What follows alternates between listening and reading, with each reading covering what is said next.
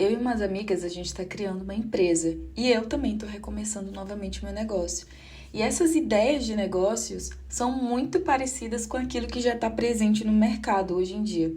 E aí, com isso, vem a seguinte questão, né? Como é que eu vou me diferenciar se já tem tanta gente fazendo isso? Se já tem tanta marca no mercado? E aí, pessoal, eu sou a Társila Roberta, Relações Públicas e pós-graduanda em Neurociência, Marketing e Consumo. E esse aqui é o Tudo Comunica Club, um espaço para pensar a comunicação, o marketing e uma vida inteligente. Dito isso, bora para o episódio de hoje? Se tu tem ou quer criar um negócio, ou quem sabe tu estrutura marcas para terceiros, né? Esse episódio aqui é para você, porque a gente vai falar basicamente sobre como eu crio marcas que se diferenciam de verdade, já que tem tanta gente fazendo o mesmo. E só para constar, assim, eu sou fascinada pela diferenciação, gente, é sério, eu sou mesmo louca por diferenciação, tanto que eu fiz um TCC com esse tema. E basicamente isso surgiu inclusive de um episódio que aconteceu comigo um tempinho atrás, que resultou num trabalho junto com uma amiga minha que se chama Yasmin. A gente fez um trabalho juntas que foi sobre diferenciação de marca, mas especificamente sobre uma em específico, que foi agora na Geneve. Para quem não sabe, eu sou do Maranhão e aqui a gente tem o Guaraná Jesus, só um disclaimer, tá, gente? Para vocês entenderem um pouquinho de onde vem essa minha fascinação pela diferenciação. Teve uma época em que eu ainda estava estudando, né, na UFMA, e eu lembro que eu estava indo para a faculdade, e no caminho eu dei de conta com um outdoor. Quem é amigo meu sabe dessa história já, enfim, vai entender de cara onde que eu quero chegar. Mas eu vi esse outdoor e eu falei o seguinte, cara, isso aqui é muito uma estratégia do Guaraná Jesus, criando uma marca parecida para fazer ali uma estratégia de marketing mesmo, né? Então, tinha lá as cores, a identidade visual toda do Guaraná Jesus, mas o nome que tinha era Guaraná Geneve. E aí, o que veio na minha cabeça? Não, isso daí com certeza não passa de uma estratégia do Guaraná Jesus, certeza, porque Guaraná Geneve é um nome muito parecido, a identidade visual desse outdoor é muito parecida com o Guaraná Jesus, então, para mim, era uma estratégia de marketing. Só que quando eu cheguei em casa, amigos e amigas, eu me dei conta de que se tratava de fato de uma outra marca, não era nada de estratégia do Guaraná Jesus, era uma marca mesmo, que já foi consolidada há uns anos atrás. Ela teve ali um período em que ficou afastada do mercado e voltou ali acho que foi no ano de 2020, se não me engano. E estava voltando para o mercado. E nesse sentido, quando eu olhei aquele outdoor, eu falei, caraca, então quer dizer que a marca Guaraná Jesus, ela tá tão bem posicionada na minha mente e na mente de diversas outras pessoas, que quando a gente olha a identidade visual em um outdoor com um refrigerante rosa, né, porque é muito característico dessa marca, a gente lembra logo de cara do Guaraná Jesus. E foi aí que eu me dei conta, cara, eu preciso descobrir eu preciso saber mais sobre essa marca, preciso entender como é que é esse processo e como que a gente pode se diferenciar, porque essa marca, ela tá voltando pro mercado e dentro desse contexto, o Guaraná Jesus, ele já tá ali bem posicionado nas nossas mentes, né, nós, enquanto público maranhense. Com isso, eu e a Yasmin, a gente fez um trabalho na época, né? Então, a gente falou sobre o Guaraná Geneve e como ele estava se utilizando, principalmente das redes sociais, para se diferenciar. Contudo, entretanto, como eu falei para vocês, é um processo muito difícil, porque o Guaraná Jesus, né? O Guaraná Jesus, ele já está bem consolidado aqui no Maranhão. E o Guaraná Geneve, por mais que tenha marcado toda uma geração dos 40 a mais lá atrás, né? Então, em aniversários infantis e tudo mais, é muito complicado para ele estar retornando para o mercado já dominado por outro, por uma grande potência que é o Guaraná Jesus. E onde que eu quero chegar com essa história? É que eu também fiz um TCC sobre isso, né? Sobre diferenciação de marca e como que o Guaraná Geneve se diferencia do Guaraná Jesus. Eu percebi que o Guaraná Jesus, de fato, por mais que seja semelhante, as duas marcas, né, sejam semelhantes demais em relação às cores, que o refrigerante é rosa, a identidade visual ser azul e rosa, a comunicação ser muito voltada para o público maranhense, né? Inclusive o Guaraná Jesus é um patrimônio histórico aqui para o Maranhão.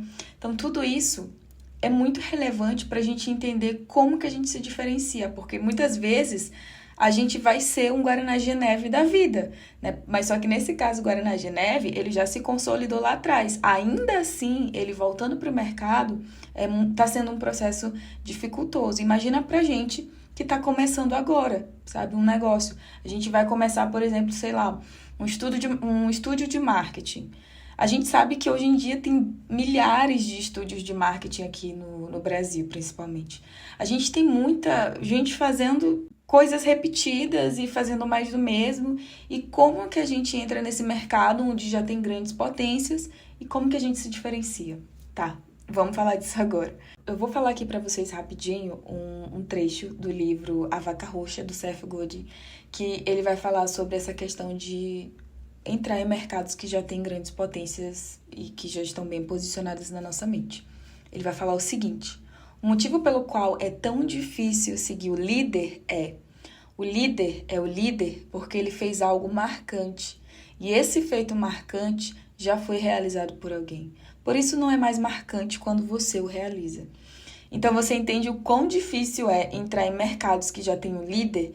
Então esse líder, ele já fez algo muito potente. Então, por exemplo, aqui no Maranhão, o Guaraná Jesus, ele já é um patrimônio, inclusive, histórico pra gente, né? Um patrimônio que é extremamente importante. É algo que já virou diferencial. Então ele realmente se tornou uma marca marcante, né? Sendo até redundante aqui com vocês. Isso se baseou muito nas estratégias de comunicação, porque quando você olha o Guaraná Jesus, ele se coloca como uma marca maranhense.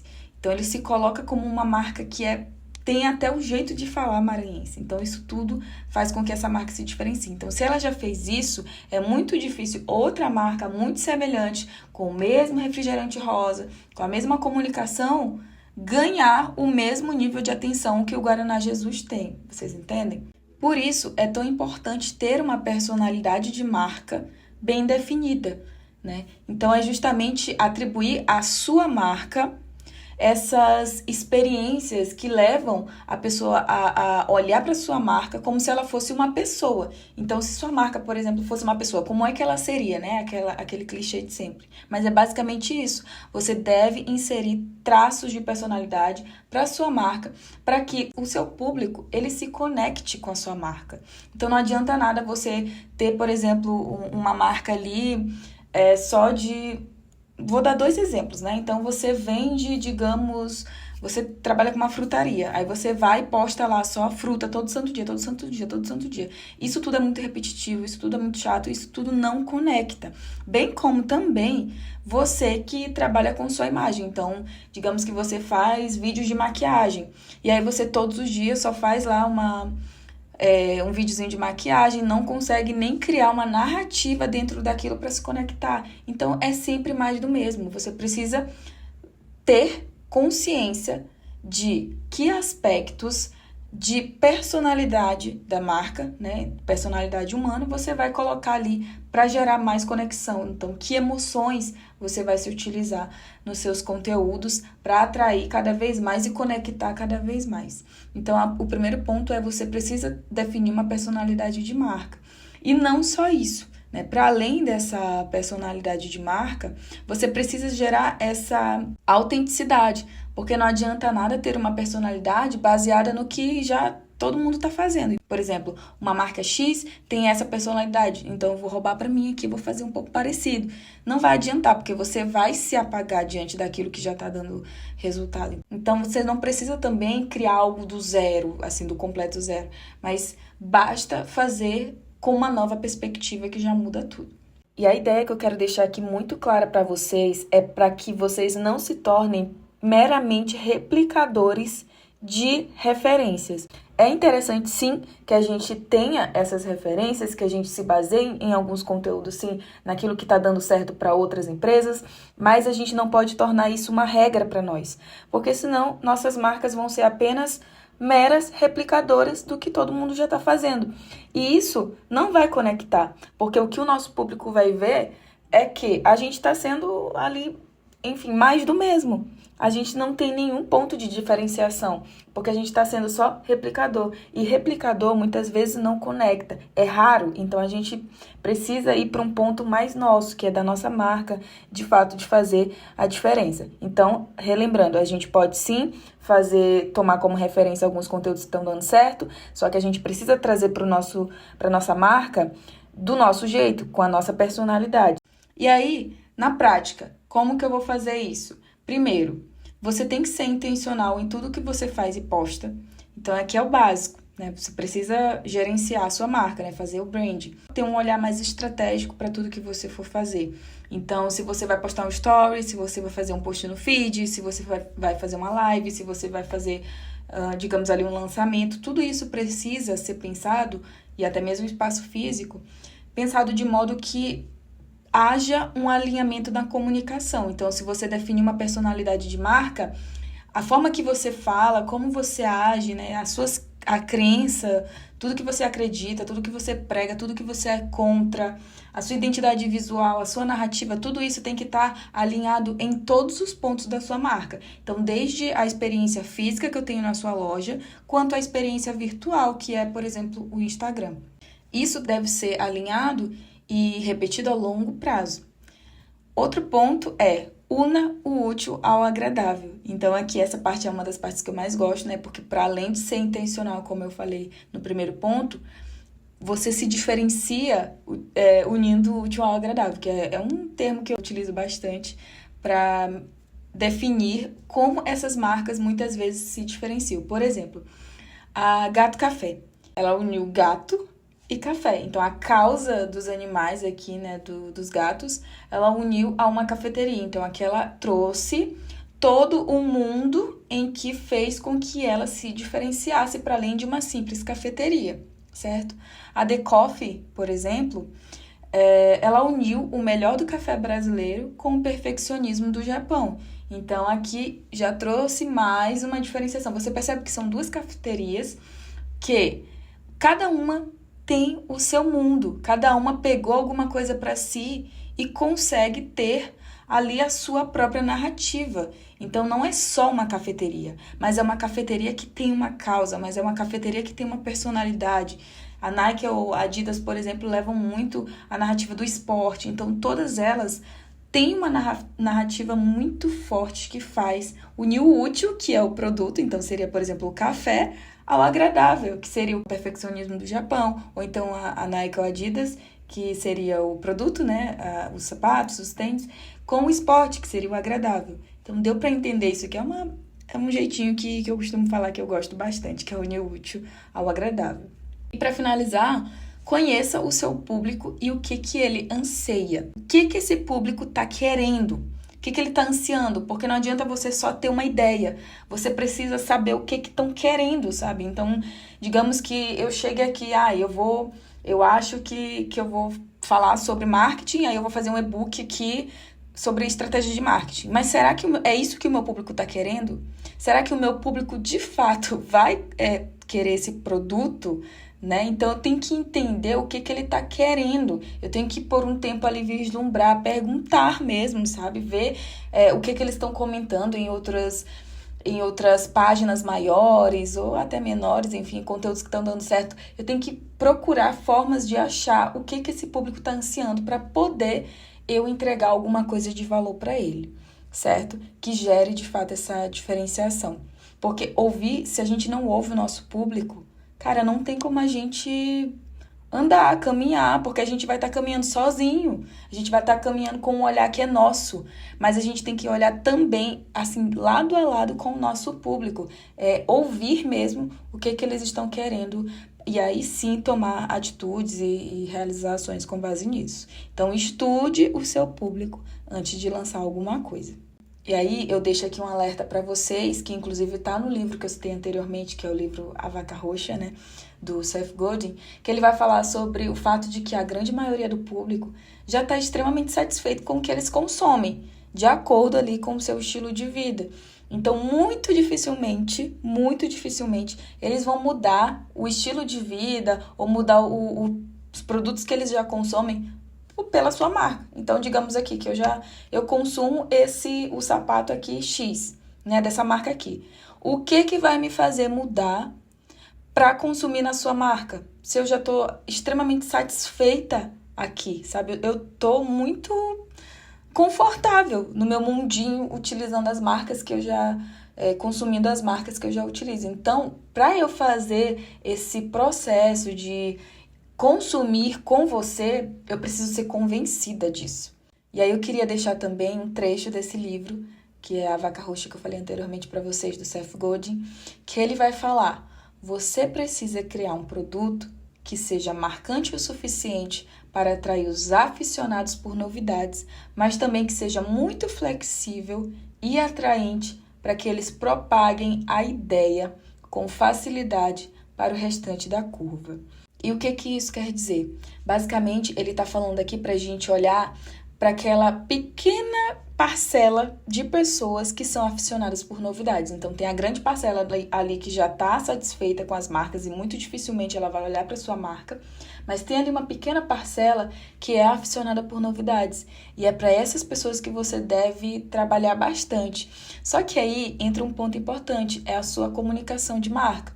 Porque não adianta você ali lançar a sua marca se eu, por exemplo, consumidor, não entendo nada, não entendo o que você está vendendo, não consigo propagar. Então, de repente, eu até consumo aquilo, de repente, eu até compro o seu produto, mas dificilmente eu irei propagar ele, né? Por mais que eu seja ali um aficionado por novidade, eu consumi o seu produto, beleza, mas a ideia é você fazer com que eu, que fui a parcela pequena, propagar esse produto. Então, como que eu propago? Você vai ter que posicionar esse produto na mente do teu cliente, né? De maneira que seja muito fácil de entender. Então, se ele não consegue explicar o que é o teu produto e qual que é o diferencial, muito dificilmente você vai alcançar novas pessoas.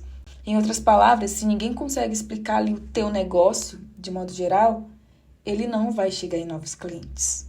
E a ideia aqui é justamente essa. Começar com essa pequena parcela, para eles propagarem para aqueles que já estão ali satisfeitos, e aí sim o teu produto ele consegue escalar. Bom, já indo para os grandes finales, né, desse episódio, eu queria só deixar aqui também alguns cases de diferenciação que para mim são assim, um aconchego quando eu olho, sinceramente. Em primeiro lugar, tem o Estúdio Ghibli, porque, gente, quem conhece o Estúdio Ghibli entende que ali não é só um estúdio de animação, claro, mas tem todo um universo sensorial inteiro, tem o ritmo mais lento, o silêncio, a natureza, os personagens ali que são feitos de forma muito, construídos de forma muito imperfeita, e as histórias também, né, que falam da vida adulta sem infantilizar. Então gente, eu sou fascinada pelo Estúdio Ghibli, sério, eu adoro como eles constroem essa narrativa muito única. Então, quando você olha, né, as animações, você já reconhece ali que é do estúdio. Eles têm uma identidade muito forte.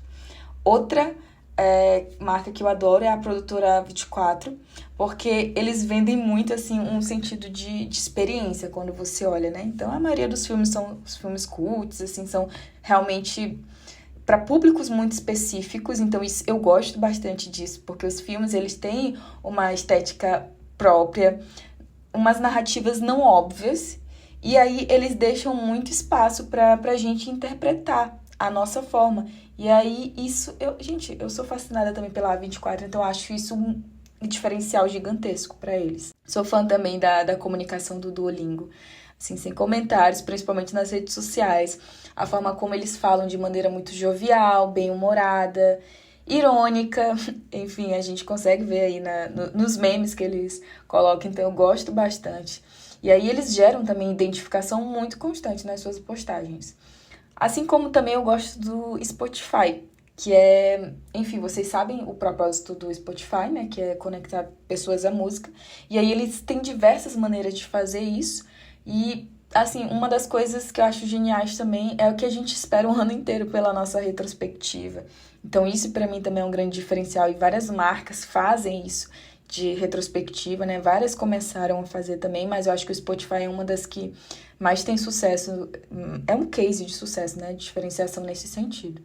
Gosto muito do Pinterest também, que não é só uma rede social, mas é um espaço ali onde você consegue planejar, sonhar e visualizar o futuro, né? Então, eu pego muitas imagens de lá para fazer vários moodboards, várias coisas. Então, o Pinterest ele é uma rede social extremamente diferente, assim, é muito tranquila, parece aquele espaço de paz, né?